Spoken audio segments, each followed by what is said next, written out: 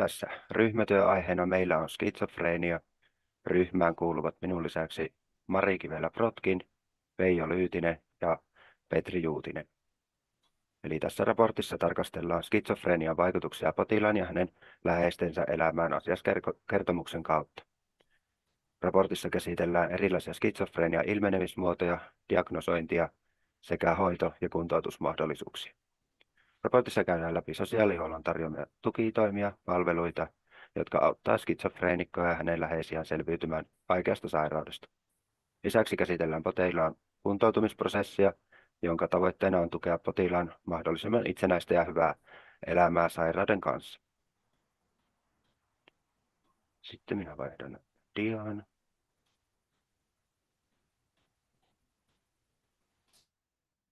Pieni hetki. Ja ennen kuin syvennytään asiakaskertomukseen, paikalliseen mielenterveyspalvelun tutustumiskäyntiin ja skitsofrenian hoitomuotoihin, otetaan yleiskatsaus skitsofreniaan. Skitsofrenia on vakava mielenterveyden häiriö, joka vaikuttaa yksilön ajatteluun, tunteisiin ja käytökseen.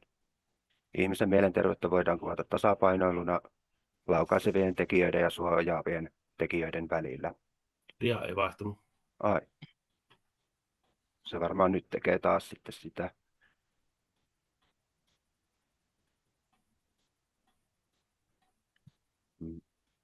Mä laitan näin. Nyt. Takaisin tuon. Näkyisikö se tälleen näin, etten laita Kyllä. koko näytölle? Nyt näkyy. Kyllä. No hyvä.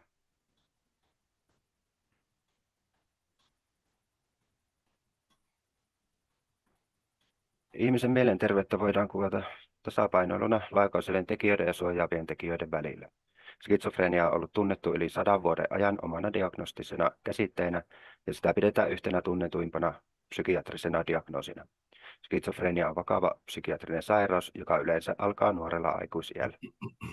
Suomalaisista 0,5–1,5% on diagnosoitu skitsofreniaa sairastavaksi ja suuri osa heistä on työkyvyttömyyseläkkeellä.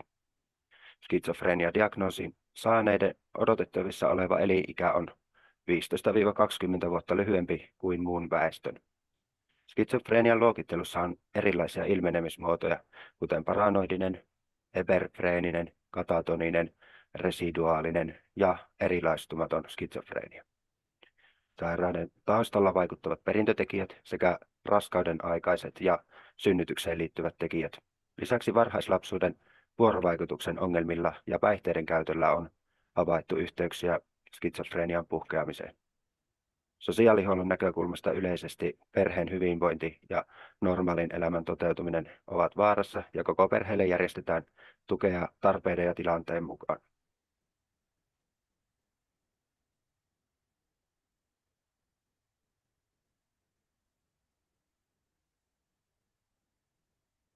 Ja pääroolissa meidän kuvitellussa asiakaskertomuksessa on Matti Virtanen, 41-vuotias, työssä käyvä 4 lapsen isä.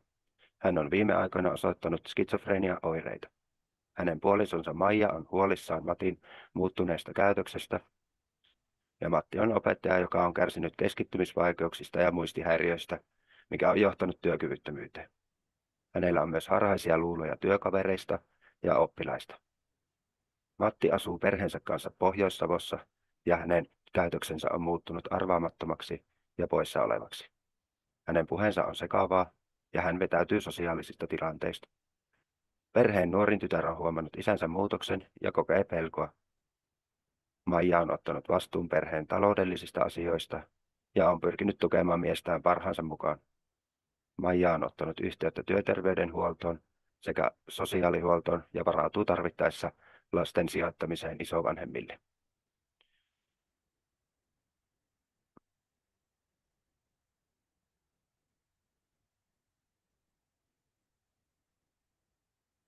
Sosiaalinen kuntoutus. Läheisen sairastuessa psykoosiin perhe tarvitsee kriisiapua alkuvaiheessa. Monenlaiset tunteet nousevat pintaan ja kuormittavat läheisiä.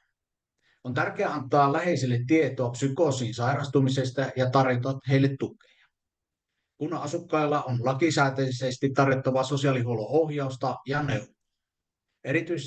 Erityistä huomiota tulee kiinnittää lapsiin, nuoriin ja erityistä tukea tarvitseviin henkilöihin. Kriisitilanteisiin ja mielenterveyden ongelmiin on järjestettävä sosiaalipalveluja. Sairastuneen tuen tarpeessa olevien omaisten ja läheisten tulee saada tukea. Kunnan tulee tarjota sosiaalipalveluita, kuten sosiaalityötä, sosiaalista kuntoutusta ja perhetyötä. Tarjolla tulee olla myös asumispalveluita ja laitospalveluita sekä kasvatus- ja perheneuvontaa. Kotipalvelua tarjotaan arjen sujumisen ja hyvinvoinnin tukemiseksi. Kotipalvelu voi sisältää lastenhoitoa, asumisen tukemista ja jokapäiväisiin tehtävien avustamista. Potilaan kuntoutus. Tavoitteet. Kuntoutuksen ensimmäinen vaihe on sairastumisen tiedostaminen ja kuntoutuksen halun herääminen. Tavoitteena on työhön tai opintoihin palaaminen sekä mahdollisimman itsenäinen elämä sairastumisesta huolimatta. Kuntoutuksen tulisi alkaa elämänvaiheessa, jolloin sairauden vaikutus arkeen ei ole akuutti. Potilaan sopeutuessa potilaan rooliin voisi merkitä aikuisuuden velvollisuuksista luopumista. Potilaan suostumus on aina tarpeellinen hoidossa. Ja voimavaroja. Vertaistuki on tärkeä itse stigmatisaation purkamiseksi. Hoitohenkilökunnan ammattitaidon merkitys korostuu, kun avohoidon tarve kasvaa ja sairaalahoito vähenee. Perhe- ja pariterapiaa tulisi tarjota ennaltaehkäisevästi kaikissa sosiaali- ja terveyspalveluissa. Skitsofreniaan liittyy vaikeuksia uuden tiedon vastaanottamisessa, käsittelyissä ja taltioimisessa. Kuntoutus tapahtuu pääasiassa avohoidossa moniammatillisen tiimin kanssa. Potilaan voimavarat ja hoitohenkilökunnan ammattitaito ovat keskeisiä kuntoutuksessa. Perhe- ja paripsykoterapiaa tulisi tarjota laajasti sekä julkisella sektorilla että Kelan tukemana.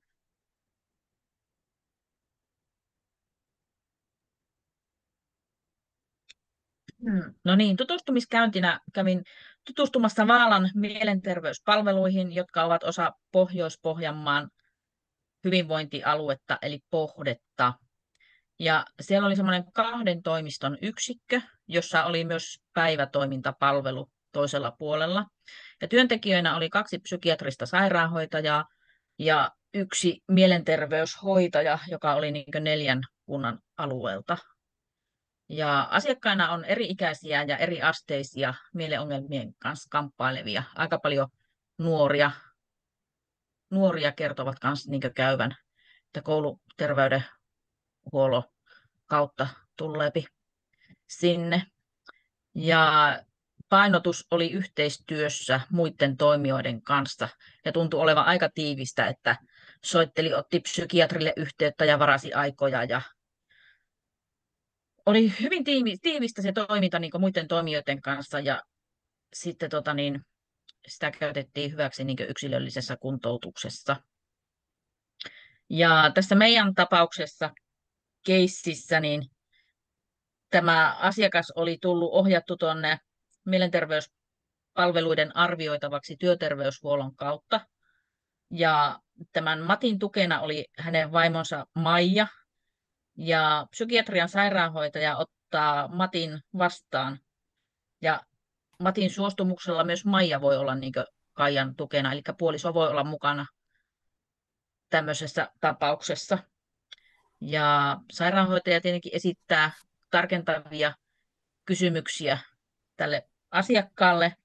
Ja sitten on toiveena, että asiakas olisi täyttänyt etukäteen netissä tämmöisen terapianavigaattori.fi-palvelun, missä on mitä sitten kysymyksiä tälle asiakkaalle.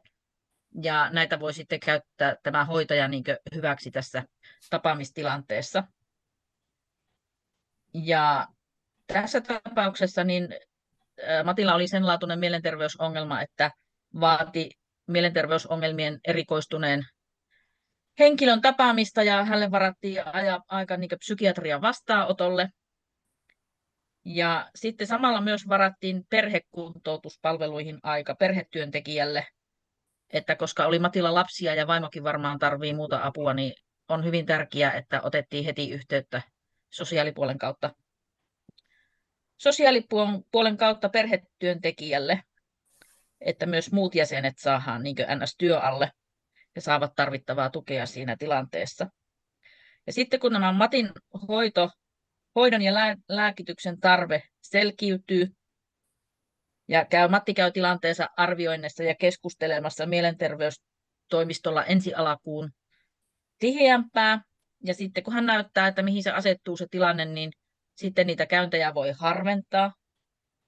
Ja sitten voidaan, mikäli työkyvyttömyys jatkuu ja näin, että ei niinkö kuntoudu ihan sillä odotusten mukaisesti ja esimerkiksi ei pysty jatkamaan töissä, niin voi alkaa kulkemaan vaikka siellä mielenterveyskuntoutujien päivätoiminnassa tai jossakin muussa vastaavassa toiminnassa.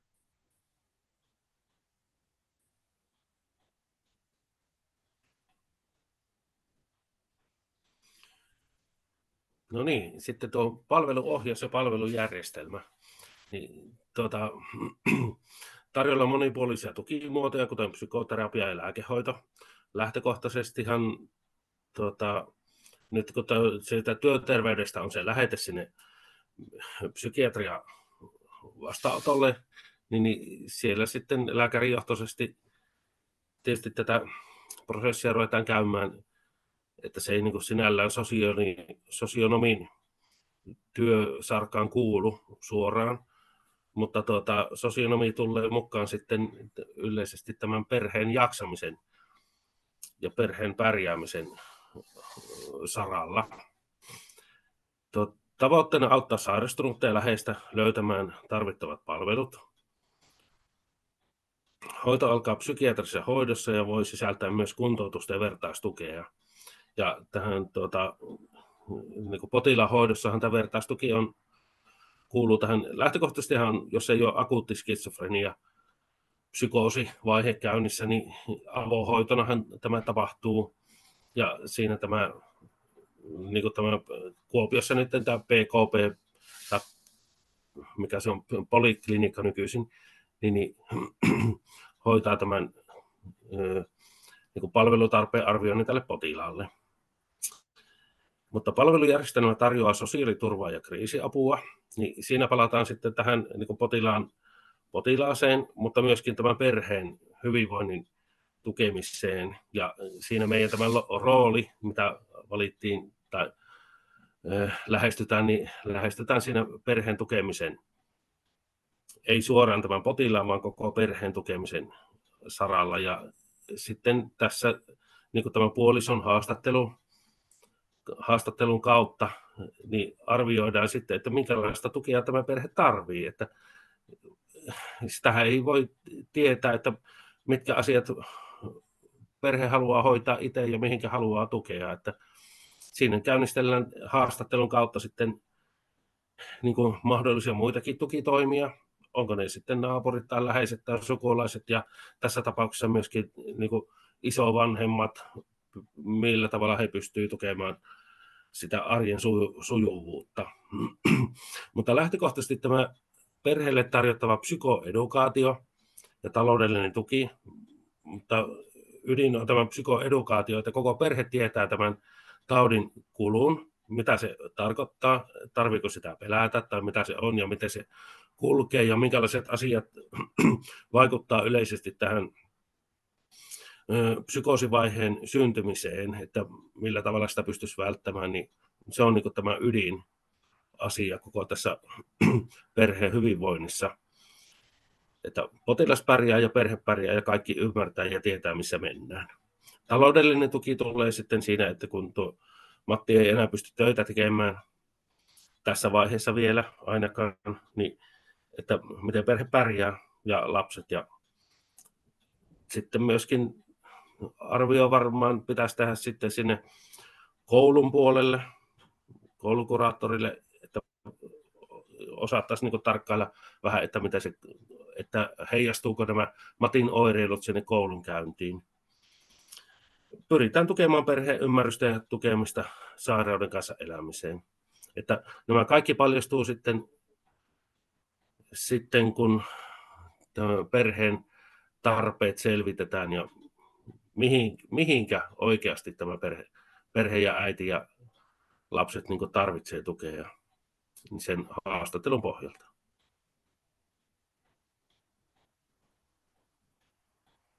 Seuraava dia. Eli tässä oli meidän videoesitys ja täältä sivulta näkyy hyvin pienellä kirjoitettuna lähteitä